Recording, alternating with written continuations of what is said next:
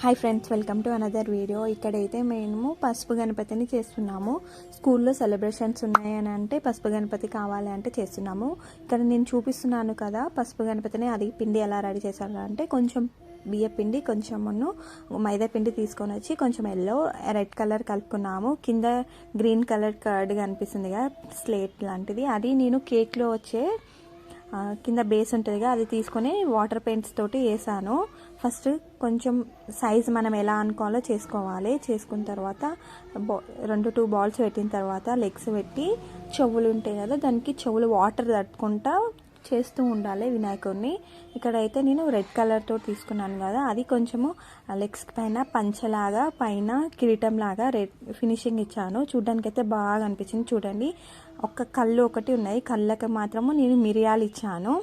మిరియాలతోటి నేను చేశాను. చూడండి, పైన బొట్లు కూడా పెట్టాను. జంగం మాత్రము అది ఎల్లో కలర్ తోటి ఇవ్వడం మర్చిపోయాను, నేను రెడ్ కలర్ తోటి ఫినిషింగ్ ఇచ్చాను. ర్యాట్ మాత్రం నాకు రాలేదు, అది ఎలా చేశానో ఒకసారి అయితే మీరు చూడండి.